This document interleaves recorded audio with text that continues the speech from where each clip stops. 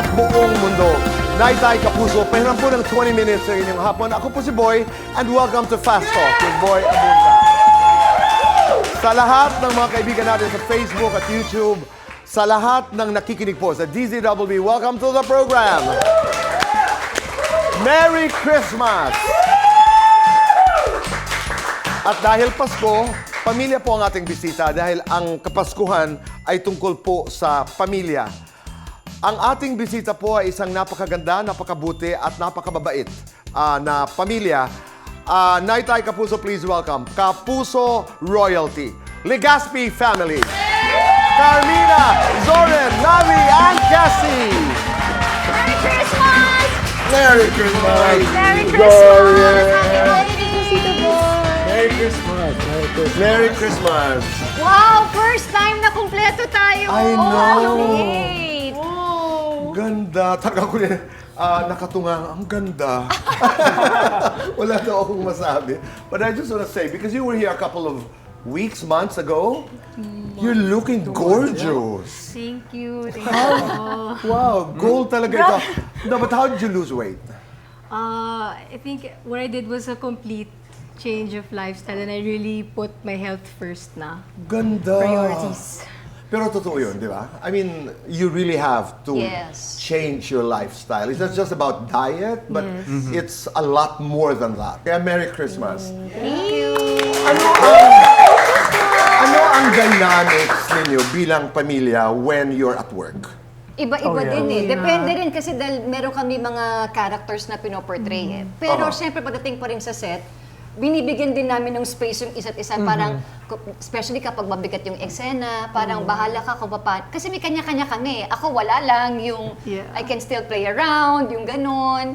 Tapos yung mga iba naman, kailangan seryoso, kailangan nagmo-motivate na. So, respeto lang bilang co-actors. Ako, special case yung akin. I needed to tell them, lalo na sa kanya, na pagdating sa set, huwag mo akong kakausapin. Huwag mo akong kakausapin kasi iba ako mag-prepare talaga, Tito Boy. Dahil ito, si Miss Talented, kahit naggaganyan, pag... Action, okay. Oo, ako hindi. Very technical ako eh. You started very young, you know, as actors, as commercial models. Ngayon, I'm looking at you. How did you take care of their money? Mayaman na kayo.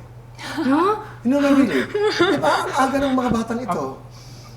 I would like to answer that question. please. Kasi pagdating dyan, medyo talk ako yan eh. Alam mo, in fairness dito sa dalawa, hanggang ngayon wala akong narinig sa kanila na nasan yung pera namin. Hanggang ngayon, at this moment yan na pinag-uusapan natin, never ko narinig sa kanila, siya nga pala, nasan na yung mga pinagtrabahuhan namin since I was 6 years old, 7 years old, 8 years old, nasan na yun? Never sila nagtanong ng gano'n. Ang ganda naman. But that's because of the both of they you were though. transparent Yeah, to they've been begin transparent with us Kasi ever baka since. isipin lang, you know, if things are not explained well, baka isipin ng tao na... Kinuha namin. We are listening. Yeah. So how was... Because he might say, the way He he said said it, it, wala nagtatanong. it interprets na parang bawal kami magtanong. That's the reason why we're not asking. But Okay. the reason why we don't ask is because before he made moves with our finances, we already knew where it was going and we trust him fully. Kasi Tito Boy, pagdating sa family, ako kasi wala akong alam sa investments. Toka talaga ni Zoren yan. So mga bata pa lang sila, naka-invest na yung mga pera nila sa mga properties. At sinasabi yun ni Zoren sa kanila. Maybe yun yung sinasabi ni Mavi. That's why we don't ask because we know. Alam namin kung saan napupunta. So, yung mga bata sila, in-invest na kagad ni Zoren yan. Ngayon, yung kinikita nila, sa kanila na yun. Sila na yun. Sila may hawak nun. It's not just for us that we talk about these things. Ang daming pamilya na hindi nagkakaunawaan at a certain point in their lives because they don't talk about it and nobody explains. Okay, there was a time kasi, I was, tatanda mo Tito Boy, they call me a house husband before. Because she was working, they were into modeling and commercial. I was in the house. I was called house husband, but I was not offended. I was not offended dahil busy siya and it was an opportunity for me. Sabi ko, ako yung mag-aalaga hands-on sa kambal while she's working. And at the same time, sabi ko, ang magiging obligasyon ko sa kanila, palalaguin ko yung pera nila. Sa awa ng Diyos, napalago ko naman yung pera nila. Ang ganda. And I know where you're coming from. Iba-ibang dynamics talaga. Iba't ibang pamilya. Right. Napalo ba itong dalawang ito? Napalo? Oo. Hindi. Ako Talaga? hindi. How did you raised two beautiful children? Si Zoren yan pagdating sa pagdidisiplina, Yeah. si Zoren talaga Siya ang... Ano yan? Isang tingin lang? tingin lang. Paano? Paano ba kayo didisiplina? Silang tanungin natin. Oo. Ayan kayo. Ayan, natawa na. Natawa na si Maverick. I think I think it started sa tennis, no? It was like two birds with one stone, Tito Boy. Kasi my dad was very passionate with, of course, acting, but on the side, he loved tennis. I know. So growing up, he wanted us to do activities like swim, play Swimming and tennis, tennis. and not forcefully. We loved doing those Yeah. things. So in tennis, siya yung coach namin. So yung pagiging coach niya, doon niya nalabas yung disiplina So, yung discipline sa sports, nadadala namin sa bahay. Yeah.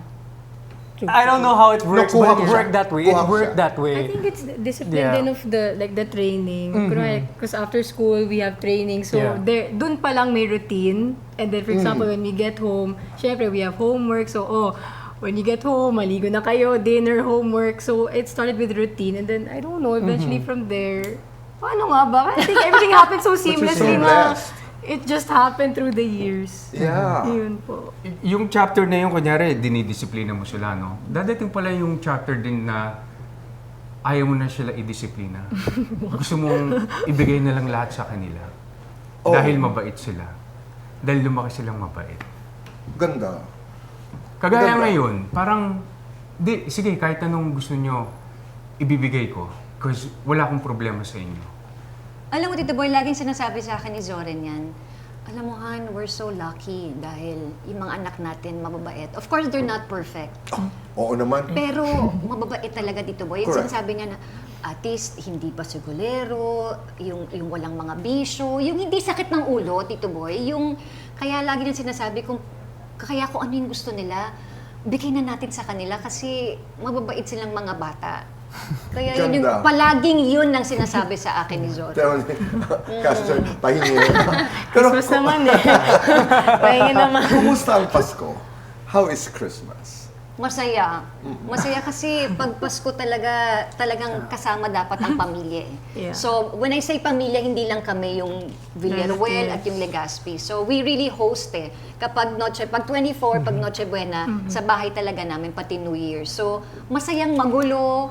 Yung simple lang kasi magkakasama lang kami. Yung typical lang magde-dinner hanggat aantayin mo yung Noche Buena, tapos opening of the gifts. Yung tradition, very traditional. But Ganun, can I talaga. add to that, Tito Boy? I think this is the first time, that's why it's a new kind of chapter, a new kind of found gonna say. joy this Christmas season because we are so used to a routine where yung mga, first up, yung mga brands, tinatapos kagad nila yung mga shoot before Yeah. the Christmas break or yung mga taping, tinatapos kagad. So the Christmas break, it's all about Pahinga. festivity, Yeah. pahinga, parties. But this time, this is the first time where every day we're working.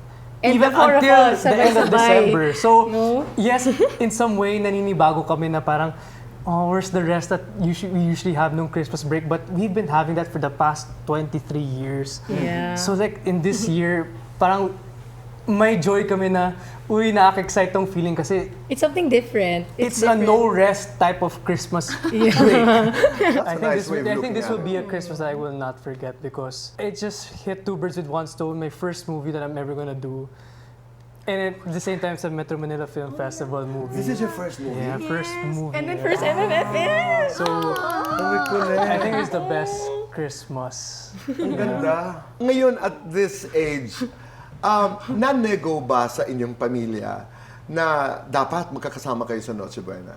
Or Media Noche?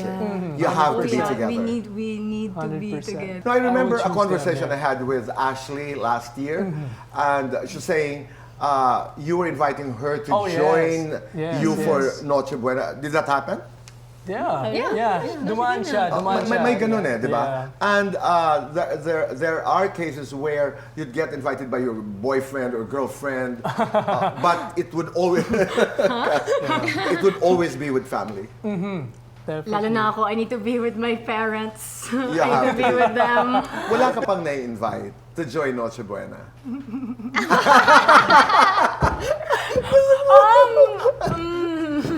Pass is pass. Oo. Meron na ba? Wala pa. Wala pa ba? Meron ba? Meron ba? Well, there's Kung nothing, meron- there's nothing wrong with Yeah, inviting. well, Yeah. You know, daming welcome sa bahay namin. So, But did you invite one? What? O ato? Ato? Meron na? Kasi? Yeah. Because it's special. I mean, let's admit that. If you get invited to Noche Buena with family, di ba? I mean, special yun. Special, oo, special Right. yun. I mean, makakaharap mo ang nanay at tatay ko. Yes. And I Yes. think, and I think it's also proper. Di ba? Yeah. Nakakatuwa yun. Very strict si Cassie pagdating sa ganyan. Na kailangan bumati sa amin. Tama. Otherwise, na-offend siya pag hindi ginagawa. Mas ako yung no-offend kaysa sa kanila. Mas ako yung, hey, Alam mo, say hi you're to the my type. parents. Just listening to you. Let's talk about Reconnect. Ano yun? What is it? Tell me about the movie. Actually, Tito Boy, simple lang. Nawalan ng internet sa buong mundo. Ano ngayon ang gagawin mo? Yes. That's a So, big deal bawat to you. simple Oo, as so that, bawat tao, ano ang mangyayari? So whether kung ano man ang profession mo, kung nasaan ka man, kasi buong mundo nawalan ng internet, nawalan ng wifi. So sino ang Crowders? That's your family name, right? Yes. Sino ang Crowders dito sa kwentong ito? What kind of a family is this? Ano kami, vlogger. Number one vlogger. Vloggers. We're the parang number one influencer family. So Okay. literally the internet is our world. So, like That's our source of income rin. in relation to like, you could say like we're like the keeping up with the Kardashian. Kardashians. Yeah. So we're like Parang the ganun. Crowders. So like we're that family.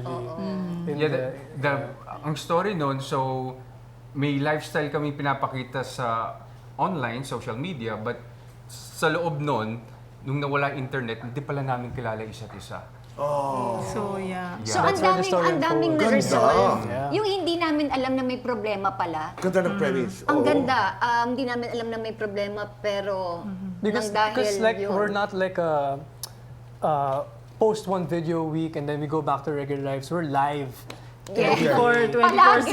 lagi live. Our personalities are always about the one we show in public, but the ones in private we never like discuss whatsoever. So that's where the story unfolds. Yes. Yeah. Ganda, ang Ganda. ganda nung, ang ganda ng Ganda. theme, ang ganda ng Ganda, tema. super. Kaya nyo, walang social media, kayong dalawa. I mean, be realistic. It goes hand in hand with our work. Yes. So I would say, kung hindi ako artista, I mean, I don't need it. Kung hindi ka artista, you wouldn't. I wouldn't need social Ikaw, media. Cass. I think the same thing. If my work wasn't related to anything online, I think kaya Like ko, we need kaya it ko like, naman. professionally, but personally, we can go on without Yeah, it. kaya naman. Zorin, naminis ba yung mga panahon na hindi natin lahat kailangan ng internet? Na simple lang, napakasimple lang ng buhay.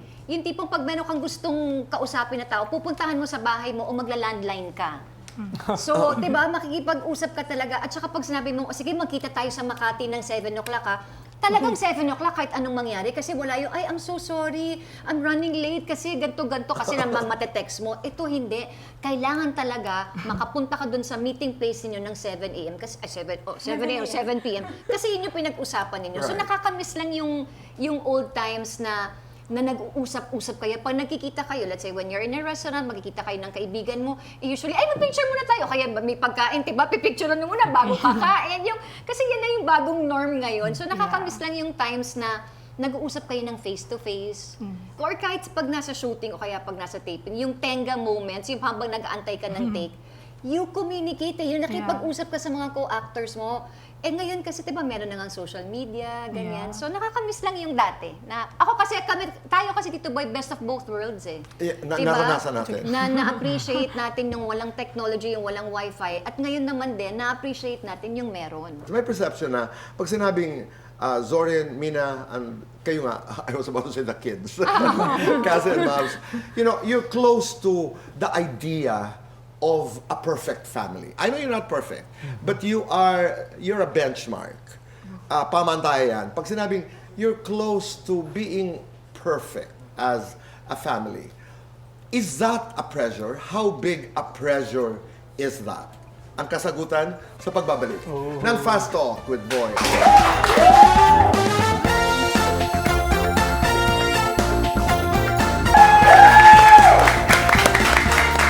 We're back on the show. Kasama po natin si Mina, Zorin, Cassie, and Mavs. Okay, let's go to that question. Is that a pressure? You're such a happy, perfect family. So it's so easy. pressure, It's no? really easy to answer that question, Tito Boy. Those standards of people saying like we're the perfect family, that they look up to our family. Ako, because I know personally I have a good heart, and I know that they also have good hearts, that we can just simply live. Yeah. So just by simply living, ito yung nangyayari. So just By by doing simply that, living the life that you live. Yeah. And the life that you know. Yeah. Yun lang yun. So Ganda. this is just the good consequence that comes out of it. It just goes to show the talagang mabubuting tao talaga kami, because we just simply go on with their lives. We just perform when we need to, when we have roles to do in front of the camera. But once that turns off, we're just ourselves, and then we don't need to prove anything, because nga lagi itong iniremind ni Papa Z is that our main goal is not what you see here. It's like yung sa end eh. Like medyo spiritual na siya, Yeah. but it's the end goal talaga. Yes. So if you have that in mind, you become God-fearing whatsoever, and you have that and you have that instilled in your heart and Greater mind, purpose. you can just easily go on with your life. Yeah. Wonderful. Yeah. I think, I would have to say the same thing na I feel like we're just simply living and we're not performing to meet the people's Standards. expectations or Right. standards. And I also agree with Mavi na, well, ako personally, speaking for myself, na I also think in that spiritual way na the goal is the time that comes after this, The which afterlife. is the afterlife. Yung, you know, what is my purpose here? Parang there's a greater purpose than living up to people's expectations na, kailangan perfect, kailangan. So there's no pressure there. It's more on, basta kailangan ako maging mabuting tao. Period. That's all. Nakaka-proud, no? Kaya namamangha nga ako, Tito Boy. Nakaka-proud. Habang sumasagot sila, hindi ko alam kung parang nagagayin pa, mga ano ko ba ito? Parang, Pero nakaka-proud lang. Nakaka-proud talaga, Tito Boy. But let's do Fast Talk. The Christmas edition. Okay. Mavi and Cassie, kina Mami at Papa, sino ang mas strict? Depende. Depende. Papa, mas na lang. konsentidor. Papa! Mas kuripot. Papa Mas cool. Mama! Pareha. Mas mainitin ang ulo. Ito! Mas makulit. Oh my goodness, pareho makulit. Mama! Mas malilimutin. Papa Z! Mas madaldal. Mama! Mas isip bata. Tatay. Bunso! Sino ang mas kamukha niyo? Oh no. Both. Oo, Lola! combination Lola! eh. Lola! Mina Zoren, kina Mami at Cassie, sino ang pihikan sa pagkain? Kasi, Cassie, Pasaway sa school. wala. wala. Mas mahilig mag-aral. Maverick. Yes, Mavi. Mas makalat. Kasi. Hindi hindi, Yung, wait. yung ano tawag doon sa ganung mess? Organized. Huwag ka na mag-explain. I accept it. Okay. I accept it. Okay. Mabuting tao ako. Let's go. Kailangan mabuting tao ako. I love it. Madalas tumakas. Noon. Maverick. Lumagpas sa curfew, madalas. Silang pareho. Mas mabarkada. Mavi. Sino ang mas maraming ex? Wala. Tie break yan. Si Zoren! What the heck? Sinali. Sino ang mas kaugali ninyo?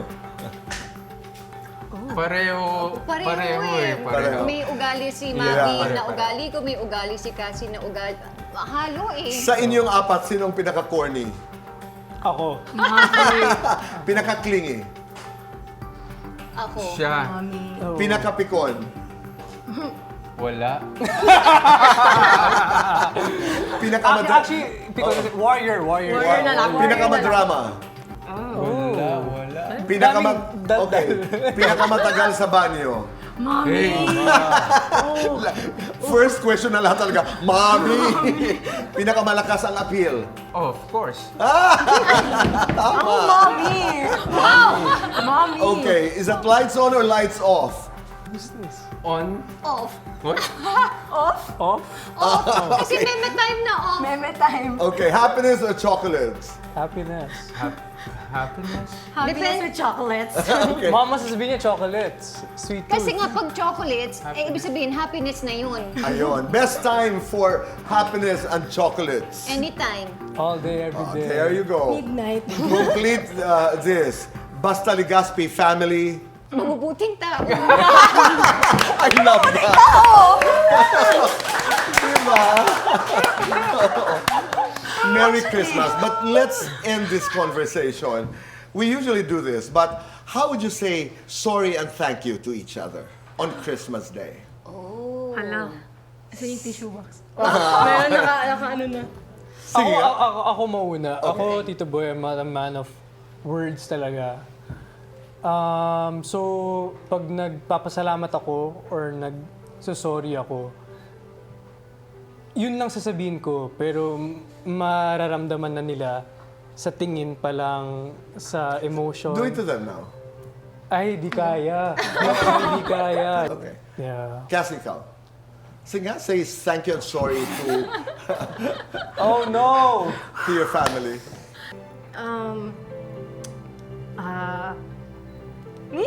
Okay. Okay, basta I think alam niyo na, but I'm sorry with what you had to put up with this year. Hello.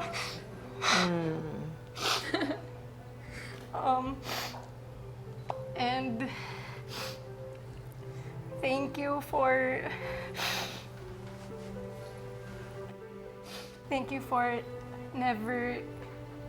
never changing the way you love me despite everything that has happened in my life.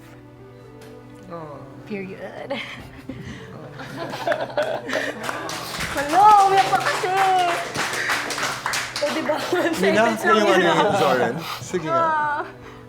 Sorry kung meron akong sa tingin yung pagkukulang sa inyo.